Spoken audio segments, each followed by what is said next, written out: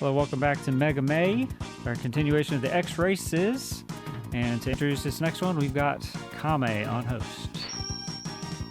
Hello, everybody. Welcome on back. We got Mega Man X2 coming up here. It's going to be a race between UberFamicom and Crybaby, and they're going to be playing the All Stages category, which, just to talk about that briefly before we start, for those of you who may have been either out of the loop this year or perhaps never were in the loop because you know better than to run this game. Just kidding. But a new glitch was found this year that caused a separation of categories. Any percent is now its own very different, very shorter thing than All Stages because there's a glitch with the crystal snail weapon that you can charge it and pick up either a life energy or weapon energy drop at a frame perfect moment and just kind of skip from the Magna Centipede stage directly to the Sigma fight. So we're not doing that tonight. You're not going to see the new glitch. You're going to see the traditional any percent, which is now All Stages. Uber, Crybaby, did you guys have anything you wanted to say before we get started here? No, that sounds like a pretty good summing up of the category. Yeah, it should be fun. It's a really, really good category. A lot of great movement, a lot of great tech. Should be really cool to show off tonight. Yeah, I heavily recommend anyone who sees us race this and thinks this looks fun to even if you don't want to pick up the full run, just pick it up and just try to do some of the little fun movement tricks you're probably going to see. This run has a lot of movement tech in it that makes it really a blast to get through quickly once you put a little bit of practice into it. So. Yeah, I definitely agree. X2 is a game that it's loaded with some swaggy and satisfying movement tech, and it's a very beautiful run to watch. So I'm excited to see this. And if everybody is ready, we can go ahead and get this show on the road here. Crybaby, you ready? Ready to go. Uber, are you ready, sir? I am ready. All right. Well, in that case, I am going to count you guys down from 3 to 0 to go. Well, 3, 2, 1, go. I will. So let's do this thing. Let's get it off the ground here. We got start in 3, 2, 1, go. And good luck, Crybaby. Good luck. Good luck. Good luck to both of our runners here. All right, we are entering the intro stage, traditional Mega Man X things, and oh look, it's Green Biker Dude. Oh, he didn't make it. That's gonna sting for a while. That's gonna be hard to get over. I didn't see that coming. No, but anyway, as you can see here, Mega Man X, even though this is one of the SNES games, this is only the second game, but they started a new tradition in this one where X just kind of retains his initial ability from X1 that he gained by picking up the boots from the light armor. And he can just kind of dash without any special equipment here. So even the intro stage here has some unique movements and very fun, satisfying, quick-paced sections here. But we're coming into the boss here, which is called CF0. We call it CFO, I believe. But we named a whole strategy after this boss, because as you can see there, our runners are alternating between a charge shot and a dash lemon. And that puts the boss down pretty quickly. Now, for those unfamiliar, a dash lemon, against most enemies and bosses, it'll deal 2 damage as opposed to the 1 damage of a regular lemon. But this boss just kind of takes all kinds of extra damage from everything that you do. So the real reason for the strategy is because of the timing of the iframes compared to the timing that it takes to charge a shot. So it'll be a little bit faster to fire the charge shot that you come in there with and then follow up with a dash lemon compared to charging for every single shot. Even though that will deal more damage overall, it does so slowly. But anywho, that's how CFO works. So now our runners are coming into their first Maverick stage. This is going to be a wire sponge stage, and as you see, they're both going up to the left wall there and grabbing that heart there. Nice little hidden section there behind a wall. And they're also going to be grabbing a sub-tank here in the rainy section, or, well, it's often rainy. I forgot, it's randomized.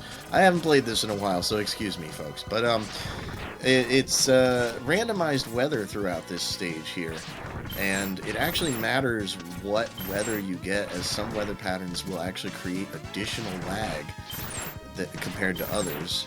So there's actually ideal conditions here, and the rain will even push back against X to make him slower. So you definitely, it matters what the RNG gods decide to hand you there on this level. But other than that, it's honestly a rather straightforward level. Not too many tricks in it besides some gap jumps. Until we get to the boss anyway. The boss, X2 has bosses that go into desperation phases. And this boss is, of course, no exception to that. So you're going to see our runners trying to manage these little thorns that the boss is growing on the bottom or potentially on the walls. They're going to manage them and try to manage the health bar. They want to keep the boss in that attack pattern, which Uber managed to do, very well executed. They want to keep the boss in that attack pattern because if they don't, then the boss does the desperation phase, which you see going on the right side of the screen here now, where Sponge turns red, gets angry, calls down some lightning, and he's completely invulnerable during that. So obviously anytime the boss is invulnerable, you're losing time, so you want to avoid that if you can. Of course, RNG is a major factor. Execution's a factor as well, but I mean, you can just kind of get screwed over by the boss because he just doesn't want to give you the good RNG. So that's why we see the deviation going on there between both sides of the screen. It's hurtful. It's very hurtful when he does it. It's not just like a couple seconds difference or something. Like it's enough that if you're going for a PB attempt, you might reset over it. But next we have our runners going into the Wheel Gator stage, a weird flying contraption of some sort, but on the left side of the screen here, you can see Uber using this, I think it's called the strike chain. Sorry, I'm a Buster only guy, but I'm doing my best. I think it's the strike chain. He's using that to help him reach the wall. You can reach it without it, but that little extra safety net, as you saw, he failed to jump a couple times, even with the help of the strike chain. That is a difficult jump to do, and Crybaby getting it first try there, making up quite the amount of time. Right on Uber's heels now as a result of that. But yeah, both of our runners now have the X-Buster upgrade. This not only allows them to charge their special weapons that they receive from defeating Mavericks, but it also allows them to fire a double shot, as you see there. And the second shot of that charge is going to come in handy in a couple of places as it ignores boss iframes. We'll see that a little bit later. But for now, they're carefully navigating the stage, making sure to grab the heart tank on the left side here, and just kind of trolling along, taking damage to be able to walk across the spikes there, and doing the best. Oh yeah, there we go, getting the good climb on the way up there. It's a little bit technical, but it's not like an iceless style jump. I don't know if we're going to see any of those in this run. They exist in this game, but I don't know if there are any in the run here. But we got Uber coming towards the boss fight here. Crybaby getting into the final little area here before the boss. They're pretty close here. It's really early in the run. This is absolutely anybody's game. But we're going to see Uber here charging the strike chain up, and he's going to be hitting Gator and trying to not exactly stun lock, but kind of stun lock him into this pattern here, and it's actually working so far. It worked. Wow, that was great. You don't see that very often, or at least I don't, I should say. Gator, as far as I understand, can just kind of decide not to play along and break out of that. And there we go. And commentator's curse. I'm very sorry, Crybaby, but a perfect example, though, of what I'm saying just happened right there. So now Crybaby's back to the Buster and going to be charging it while Gator turns blue like that. Interesting thing about Gator, he turns blue and can still be hurt by charge shots, but like lemons just don't work. I don't know what that's about, but it doesn't work in his favor, that's for sure. Does GBD not stand for Green Biker Dad? I mean, it does, but it also stands for Green Biker Dude. The OG. The OG, Green Biker Dude. Even though he's the kid. Yeah, even though he's the kid. For Gator, it's a 5-frame window, basically. For that strike chain? Yeah, to get him stun locked. And, like, depending on your position, like, it can feel a lot tighter. So it's the worst. That's all we really need to know. It's the worst fight, like, ever made.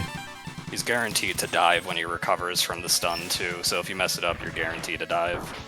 Yeah, dive is not good. That's all kinds of time lost because he's Gonna play with the tide there in the what I can only guess is transmission fluid, and really he's gonna attack a couple times before actually coming out of it. It's a pain, but runners have made it through it, going through Flame Stag here rather quickly. So correct me if I'm wrong, but any percent is like really similar to 100% in this game, is it not? And I know we're in all stages, but like it's the old any percent, so. Correct. You guys are collecting pretty much everything except, what is it, except the 0 parts? Do I have that right? Exactly, yep. Good, because that's the part of the game I don't know anything about, so this is perfect.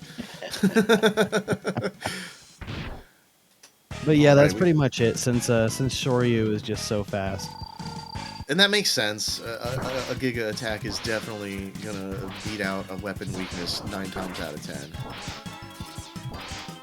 Alright, so Uber is fighting Flame Stag here, who behaves a lot like Jedi Sigma from the end of X1. A little bit different pace, but very similar concept, except he is vulnerable to dash lemons, so we're going to really prioritize the dash lemons. But as you can see, if you missed it on Uber's side, you can see it on Crybaby's here now.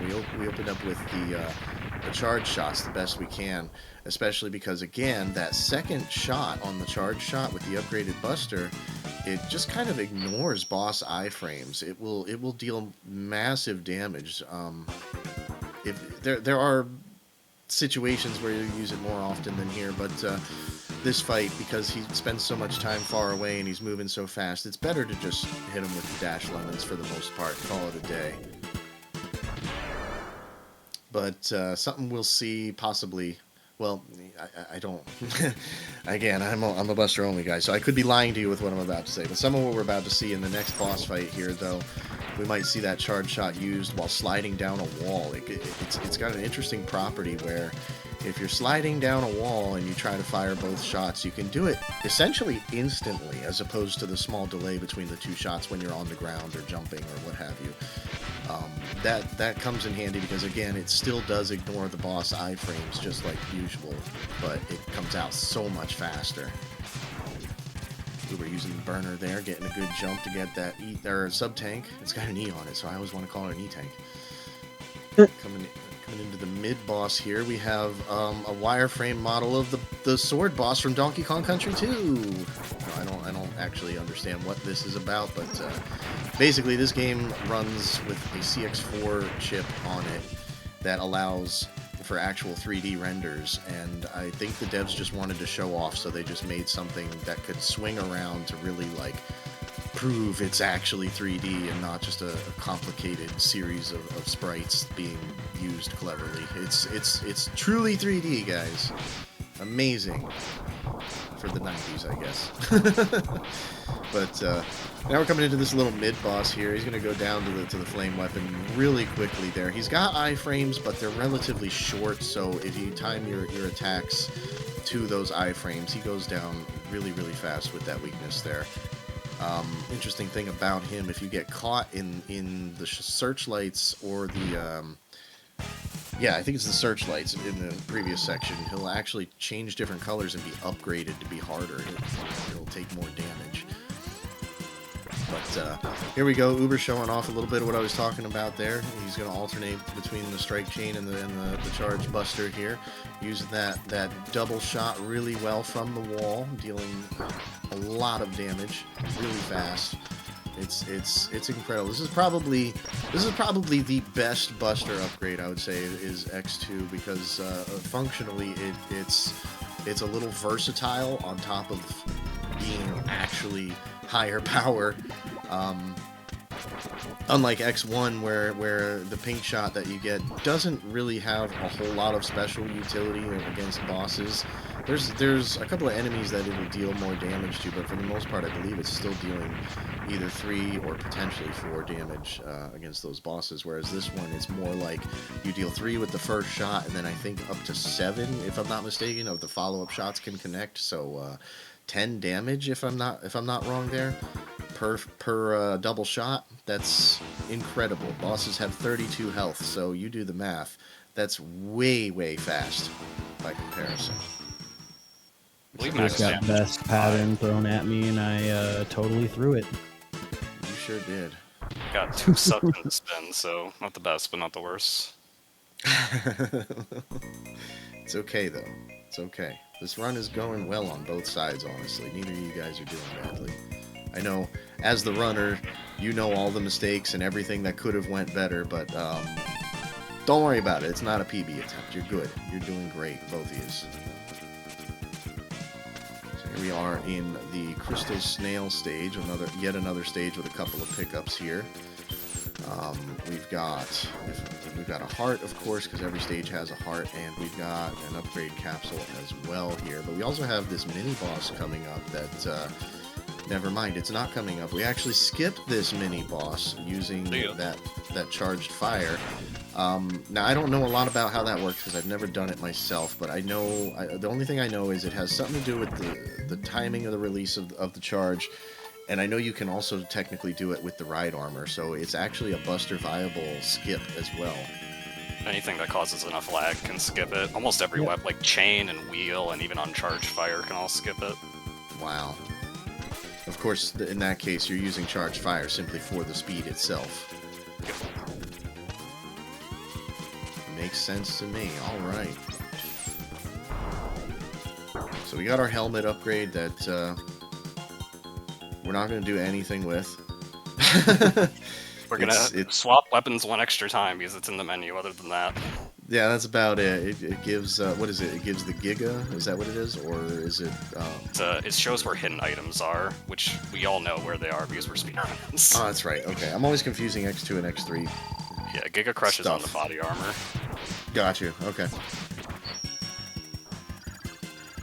Alright, here we have Crystal Snail. He's kind of a jerk. He likes to go up into the air and spin around. He likes to slow time and all that, but we're going to kind of mess around with him with this charged weapon here, and you can actually control this weapon, at least up and down. You have vertical control over it while it traverses the screen horizontally, and it deals a lot of damage, as you can see, and there's potential to actually just kick his shield around like a little soccer ball and prevent him from getting back into it. So, actually a relatively quick fight. There's definitely some RNG to it. If you get the right pattern, it's just all execution at that point, though. Both of our runners through that fight. They're going to be moving on to the ostrich stage here. This is a fun, big stage here where there's actually our first ride chaser segment in the series. We saw the ride chaser during the intro,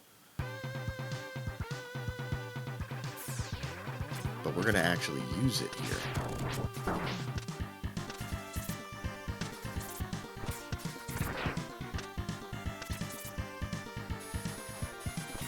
So our runners are going to be holding the dash button to go fast here, and there's some rather not super precise, but it's possible to shoot too much, so you have to pay a little bit of attention here. But you fire some somewhat precise shots here, and you can take the bike all the way across and into the building and onto the spikes, and you can utilize it to grab the heart tank, as you see there. And turning around at just the right time ensures that you don't end up dying, because, yeah, that's what happens. But, yeah, both of our runners are going on into this hidden little capsule here, getting the leg upgrade, which in this game allows you to dash in the air, but it carries with it an additional feature that's totally not a bug, which we call very cleverly, I don't know, I lost the word I was going to say, so sorry about that, brain farted, but we call it the neon jump. We're going to see some of those throughout the run a little bit here, where basically you charge the Buster up, you fire your first shot, and if I'm not mistaken, you press dash and fire at about the same time in mid-air. And for a frame or something like that, X counts as being on the ground and he'll jump again. So hopefully we'll see some of those a little bit later. But right now, we're in the ostrich fight. You can see our weapon that we're using here freezes him. He's got a unique little thing. You'll notice he jumps into the air. As soon as he goes into his little T-pose there, or out of his T-pose, I guess, for a second, to call down these projectiles, his iframes run out. So you can actually technically hit him twice very quickly right there, at the peak of his jump. This race is indeed super close. What we're seeing on Uber's side may be a little delayed. I noticed a couple of buffers. But either way, it's not delayed by more than a few seconds here, so we're very, very tight here. Moving on into the Yeah, it's a good next- race. Good race, Yeah. good race. It absolutely is. You guys are killing it. So now we're coming into the, let me try to say it right this time, Bubble Crab stage. I said it wrong last time I was doing commentary for this game. Bubble Crab. Bubbly Carlos. Bubbly Carlos. Japanese name is Crablos. I had in the past called him Bible Crab, and I don't know where that came from, but whoops. Not the right Maverick. But his stage, as you would imagine, mostly takes place underwater, and we're seeing a neat little trick here being used called a slope jump. This exists in all three of the SNES X games. If you're walking down a slope, specifically walking, not dashing, and you jump, you'll just jump higher, and this even works underwater, so we're actually able to reach these the sub-tank in this stage without using anything at all, simply by exploiting this fact and catching up to that wall up there to get to the surface of the water, where we have another interesting little thing. I know it went by really quick, but we have surface jumps as well. At the very surface of water, you can just kind of jump again. I don't know how or why that works, but I do believe it was intentional. I think it's a feature, not a bug. So yeah, of course we're going to use that. But now we got the crab fight here. We're going to see a lot of wheel usage. There's an interesting, weird little thing about crab is when you're if you're over him or inside of his hitbox or whatever, if you're vertically aligned with him, he just kind of does that little green antler thing. I don't know when crabs got antlers, but he just kind of stands there for a second, so you can abuse that and put that wheel in a single spot. And as you see, Uber hit him 3 times in a row at the end there to finish him off with a single wheel. So he kind of is his own undoing by getting angry at you and thinking he can hit you by jumping upwards. No, he cannot. He can die by doing that.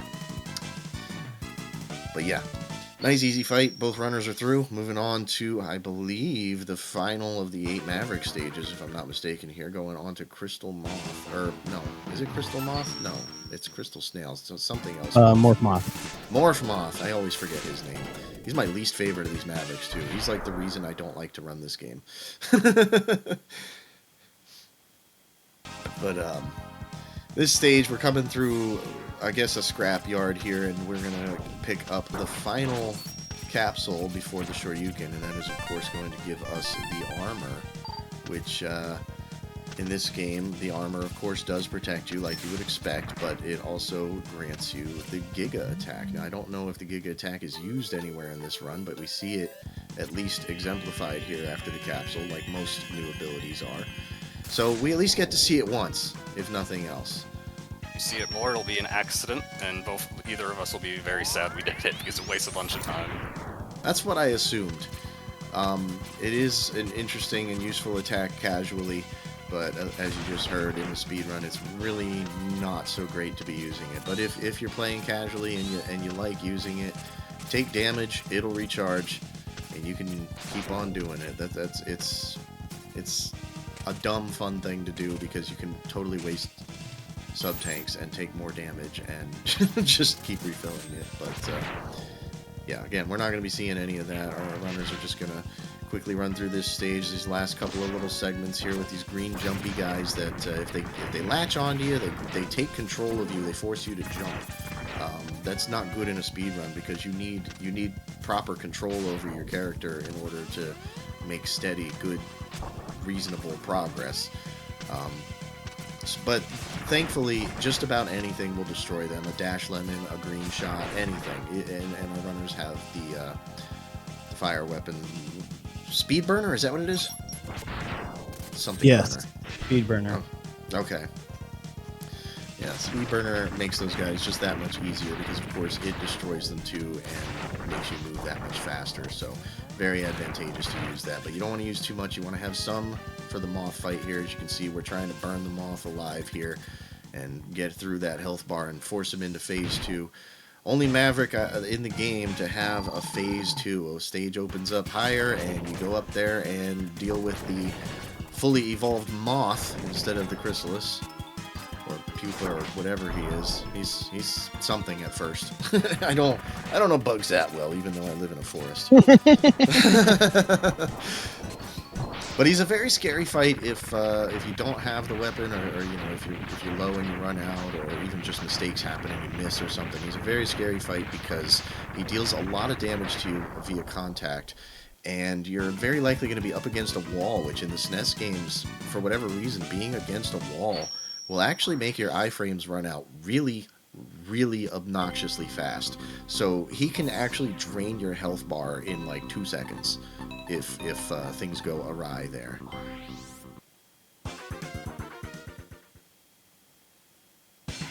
Alright, both of our runners now into the first Sigma stage here. Making good headway. We've got some crushers to deal with, kind of like one that's in the intro. Wait, I might be thinking of a different game. Nope, they're in the intro. Alright. And a lot of these scorpion guys, but not much very technical here going on just yet. I'm going to be doing some jumping and dashing to avoid getting grabbed by these little grabby claws here. They'll just grab you, waste your time, bring you back to the left. They try to dump you into a hole, but I mean, it's really easy to avoid that part of it, but it's still a waste of time. Not ideal to get grabbed by them, but we're doing good here, both sides of the screen, through those things. Crybaby moving on to the boss already here, which this being X2, we have, I believe these are the X-Hunters, if I'm not mistaken. Unless that's X3. No, that's this one. I always confuse things. Or Counter Hunters in Japan. Counter Hunters. That's what it was. And we have Violin here, who just kind of throws around a giant spiked ball, and he actually has Yokus in his fight, too. He has a chance to jump around and fire a little triple spread shot there, but when we're using the bubble weapon here, we just kind of scrub him until he's clean, and he goes away, and that's that. It's a surprisingly simple fight with the weakness compared to without it. He does so many other things and hurts so badly, and it's like almost impossible. But here, really easy fight buster only though. It is and isn't. It depends if you know the trick. Because there's definitely a trick, and that involves staying on the left side of the screen. At least for me, that's my trick. I stay on the left side of the screen, and I jump between the wall and the Yoku block that he summons, and that kind of gives me time and room to maneuver either upward or downward to avoid the spike ball. I can't even fight that guy buster only. Like, I will die like a million times. Oh. And I took you seriously. But, alright, so we're going to see some interesting underwater speed burner action. You don't really get engulfed in flames, but like the speed boost still works, and that's really cool. We're going to see a little bit of a damage boost there to climb up the spike wall and get right into the fight here. We're going to be fighting Sergi's here this time, who is Dr. Wily, go figure. He's coming in with this big old machine full of these barriers that go down almost instantly because we released that same weapon we used against Crystal Snail, and we're just going to kind of maneuver it upward and downward to try to destroy at least two of those little gun things that he's manipulating. And once that's over with, we're just going to charge the same weapon we saw Ostrich using earlier when he jumped at the peak when he fired at the peak of his jump. And that weapon you can actually hit twice per shot if it's placed well, but placement is a little bit RNG on top of execution there, so it can be a little bit rough. This guy, you kind of want him a little above you, if I'm not mistaken, and then you're able to hit him twice, and you also, I think, need him to move either up or down. It's one of the two. So one of you guys could probably explain that one better than me. I've never fought him this way. So it's really scripted, but the execution is super duper duper tough. There is a manip to kind of keep him down at the bottom as well, but it's still just a crapshoot. Like, so the double hits, like, it's basically like hitbox shenanigans, I think. Okay. I don't know. It's just awful though. That's all I know. I just work here, man.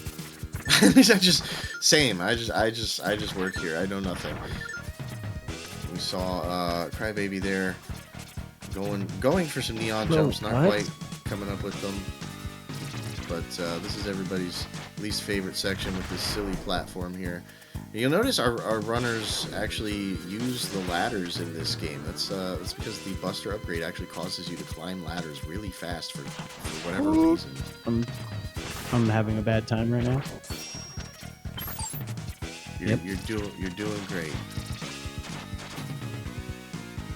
There we go. All right, Crybaby now has the Shoryuken.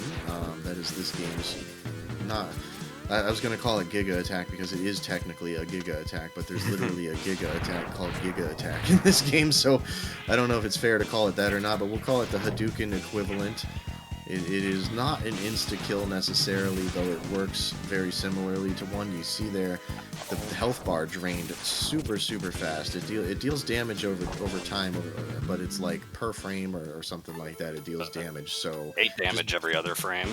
Every other frame, okay. And yeah, as you saw there, that just absolutely decimated the boss's health bar. So we're talking 32 health on a boss every other frame, 64 frames, just barely over a second. Literally, you won't even know the difference between a second and the amount of time this takes, and you will drain an entire health bar on a boss. Very crazy move. So it's a little bit of tight execution, especially on some of the bosses, because they move around a lot and they can randomly do anything they want to. But basically, if you get in there, just like you saw Uber do just there, you're solid. So now we're into the refights here, and Crybaby absolutely knocking Centipede's head completely off with the Shoryuken there. These bosses are going to go down so fast. We're essentially going to be spending more time actually looking at bosses exploding than just about anything else here. I don't believe there are any differences in these refights. I know some games in the franchise have slight differences in the refights. I don't think this is one of those games. Correct me if I'm wrong, though. Some of their rooms are slightly different. Like, Gator's room is smaller, for example. Mm-hmm. Other than that, the bosses, if we didn't have the Shoryuken, behave the same way. Gotcha. Okay, so it's similar to like Mega Man 7, where Shade Man's stage, or his room in the refights, is a little shorter than his room in his stage. So you're able to reach him by just jumping and firing a charge shot.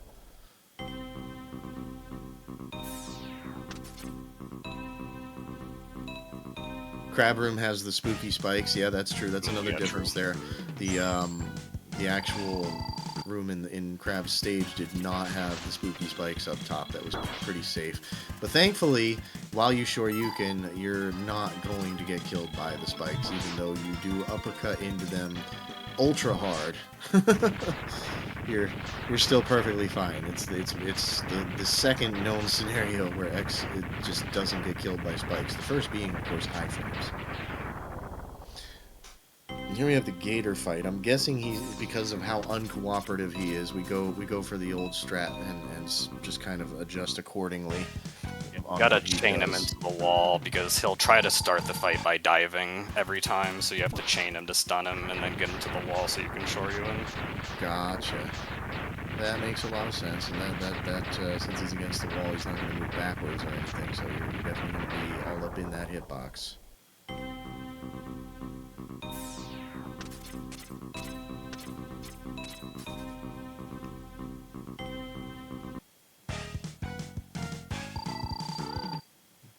Uber coming into the Moth refight, hitting him with that first Shoryu, and it won't kill him, it'll just knock him down to where he begins his phase 2, but we're going to wait at the bottom of the screen here, and ooh, nice connect there at the peak of the Shoryu there. Perfectly done. He's the only boss or I think that's the only boss that you absolutely have to hit twice with a Shoryu, just because of the split of phases there.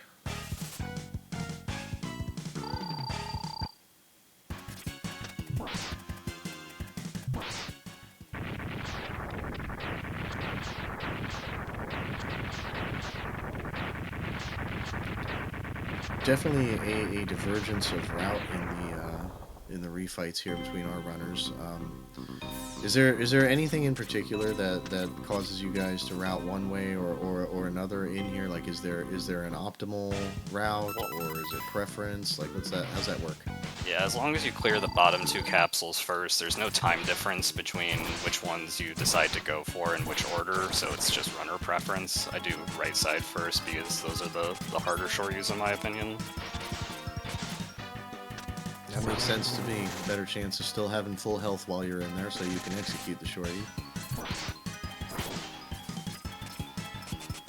Gator being very uncooperative for Uber, unfortunately, but Gator be like that. The RNG is super heavy on this fight, or not. Well, his desire to just not cooperate is it's heavy. He likes. Oh to yeah, die, it was like awful. mentioned, and Truly awful.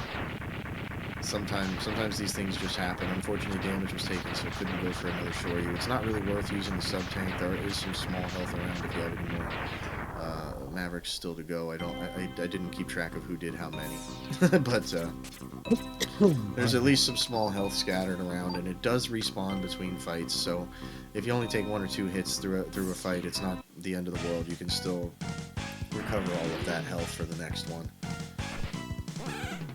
And get your shoryu in.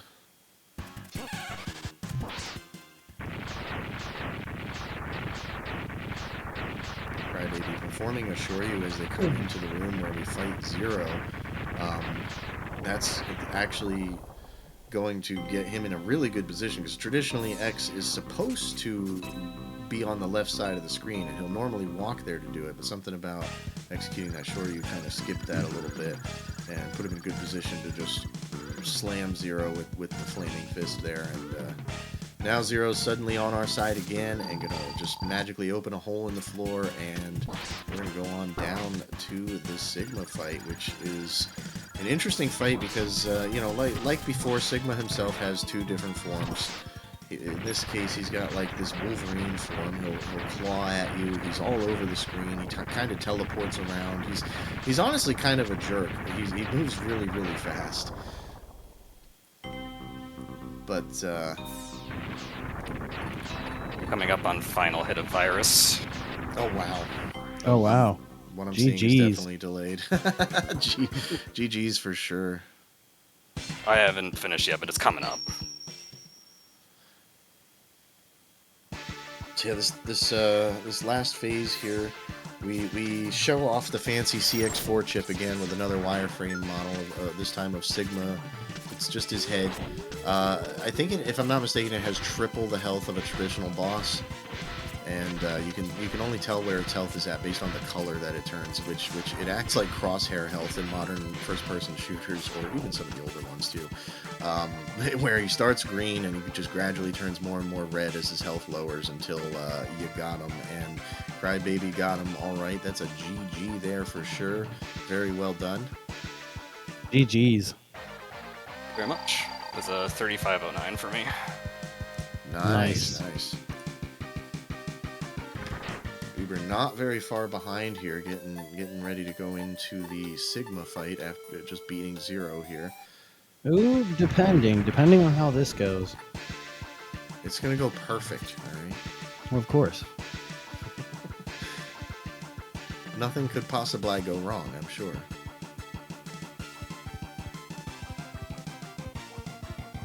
We'll see what we're gonna get here out of this Sigma fight.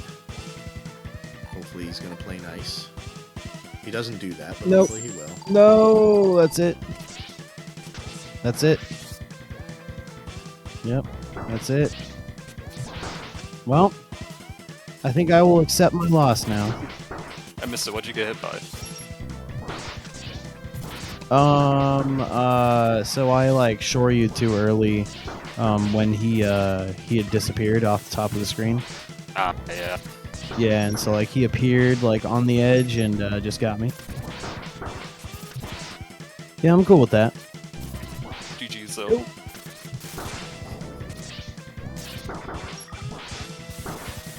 Maybe what? Die and just finish it out or what? Yeah, finish strong if we have time. Oh, you Yeah, got. I mean, there's nothing after this, right? We got time. Yeah, let's do it. Let's do it. Let's see a strong finish. You know, even if things go wrong, I would much rather see a finish at all. It's all good. You know what? Let's just run it back. Yeah, reset. You do best of 3. I ain't got shit to do. Oh, sorry, PG Street. Oh, I gotta be up at 4 a.m.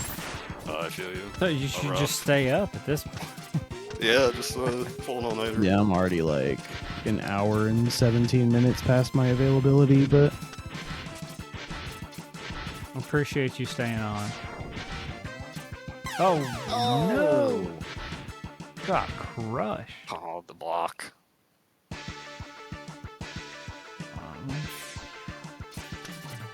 Yeah, so sometimes that happens with that block there. Runners tend to go for what is, in my opinion, a very, very tight and crazy maneuver to go for in the first place, where you just kind of sneak under that block as it's coming down and jump off of the right side of it. But any little thing goes wrong, even for like a couple of frames, and as you can see, it's over. Yeah, it's not as tricky of a pick as it looks, but it is very punishing. You get kind of one chance to escape, and if you don't get out of there, you're just dead with those. Yeah, it's definitely one of those ones that looks more intimidating than it is, but at the same time, like you said, it's a little tricky. It's very dangerous. I personally don't like going for it. I know what'll happen to me. I am notoriously inconsistent as a runner, and stuff like that, not good for me.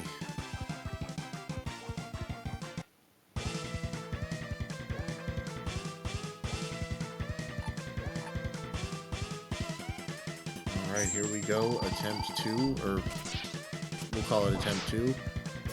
That's one short you hit. There's 2 short you hits. Got the first one. It should have, but you know. I had the same thing happen for me.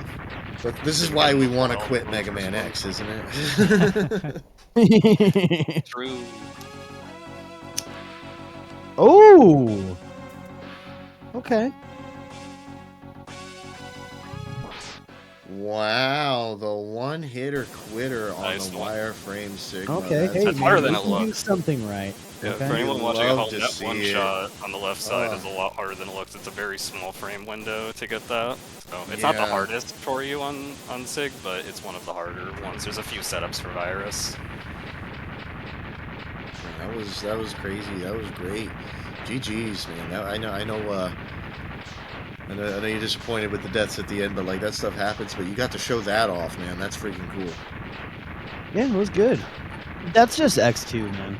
Yeah. That's X2. Yeah. Like if you lose it at the end, it's done. It's such a scary race game in general. There's so much RNG It really and is. everything is trying to kill you. Like compared to like X1, for example, there's so many ways to die in the 8 map. There's Yes, like there are. hits and ways to drop the mech and crash the bike and do all kinds of dumb stuff. Yeah, it's very execution heavy and very RNG heavy compared to X1 for sure. It's great though. I highly recommend it, guys. For real, for real. Yeah, I only picked it up. Category especially. Mm-hmm. Yeah, I only picked it up this year. Again, heavily recommend if anyone watching that was like that any part of this run looks cool. Super recommend. Just incredible. Still has a great tutorial that goes over pretty much everything in the route. And it's just a really fun category. I hope it gets more attention. I hope the boost from X to any percent getting broken open has more eyes on this category because I love it. So. Alrighty, everyone. That was awesome. That was good stuff indeed. A really good race. You guys were really close for the most part there. Like right up to the end, pretty much. It was a pretty close race. That was great to watch. I appreciate being able to come in and attempt to commentate for it. I did the best I could. I don't really know much, so thank you for stepping in to explain some of the things that I didn't really have enough knowledge about. But that was a lot of fun. Did you guys have any shout-outs or anything you wanted to say before we No, just for these guys, man. Check out the Kickstarter. help him out a little bit. We got Crybaby here, who is excellent at this game. Kame, also pretty okay at this game, but he's pretty decent at X Games just in general. He's the Buster Only King, man. One of them. I really thought you were going to say Kame. Well, he guys, sucks, but you guys have a good one, man. And then you, of course, everybody knows you can come and check me out, but I don't recommend that. I do. I have a lot. I enjoy when I get to catch some Uber streams. That is like peak entertainment for me. We get to sit and chill and say really stupid, obnoxious things and laugh about it. It's good times. But yeah, thank you everybody. I don't have the schedule before me. Is this the last live thing for the evening? That's the last live thing that we're committed to doing. I need to take care of some stuff, and we'll see if there's any time for Battle Network. But the next scheduled thing is Battle Network 6 Chipgate Speedrun using real hardware by Eurasia at 8 a.m. Eastern. So in like 5.5 hours from now. Excellent. All right. Well, thank you very much for letting them do this race and let me commentate. Everybody have yourselves a good one. You too, throw it guys. over to you. Thanks for the race, Crybaby. Yeah, anytime. Like always, it was awesome. It's always fun racing with you. For sure. Excellent. All right, y'all. Thank you for watching, everyone. I'm We're gonna get gonna on out of here, man. I gotta be up in 4.5 hours. Go to bed. Yep, I good will. luck and Later. good night. Much love. See you. Thank you for watching, everyone. We're going to throw it to a rerun, and we'll be back definitely by 8 p.m. or 8 a.m. And potentially sooner. So, have a good night.